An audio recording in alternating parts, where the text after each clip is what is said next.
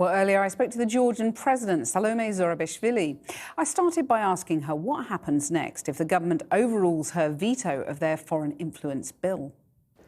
What happens next is that we move to the next stage, which is the preparation of the elections that are going to happen in October, 26th of October.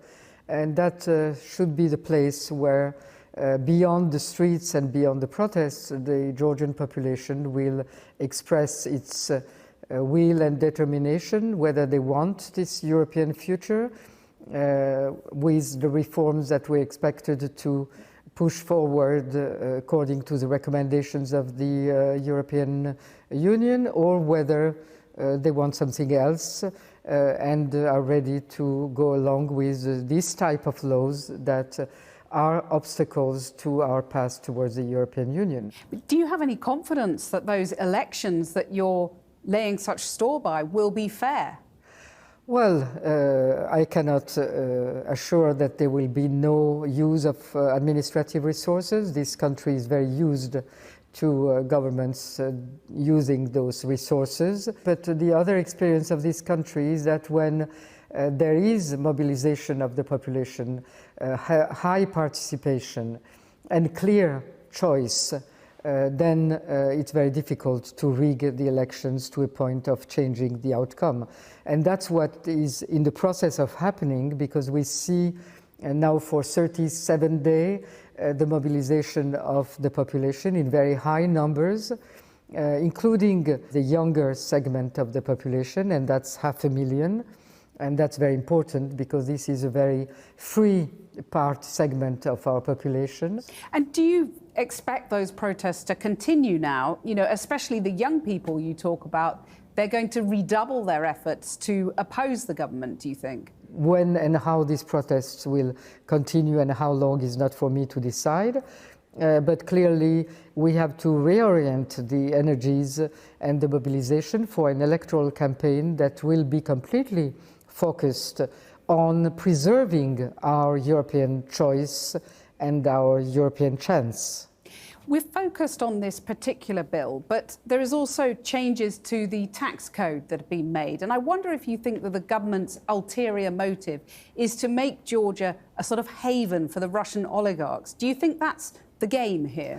There is this law on the tax reform that makes Georgia a kind of offshore for the offshores, but it's not very clear exactly what it means, because it's not transparent at all, because all its details and implementation are given to the Ministry of Finance to decide in forms and delays that we do not know anything about, and nobody has even studied what would be the consequences of this law on the Georgian economy or budget. So it's very non-transparent. The protests that we've been talking about have been compared to the Maidan protests in Ukraine, when the then president of Ukraine wanted to forge closer ties with the Kremlin. Is that how it strikes you? Do the echoes resound in your head? No, I don't think that there is anything similar to Maidan. Each country has its own path. We have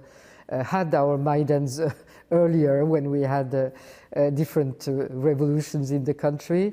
There has been in this country always very massive demonstrations each time that there was a feeling that something essential was at stake. We have seen Russian aggressions, Russian wars, Russian occupation of our territories, and that has never pushed Georgia to deviate from its own path, which it steadily is pursuing, and that will be the case now. But nevertheless, do you not fear where this ends? I mean, you can veto this law, the government overrules you, your own protest is rather symbolic. So do you fear that you're powerless to protect your country from Russian aggression?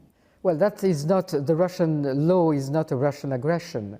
What we're talking about is preserving the European future through what is the normal way and the peaceful way, through elections. But my point is, if you don't have a European future, then are you not forced back into the sort of clutches of an aggressive Russia? That's why we are going to protect our European future, but we are going to protect it through the elections, as it's the normal case, and with the support of our European partners. President Zurabishvili, thank you very much for joining us.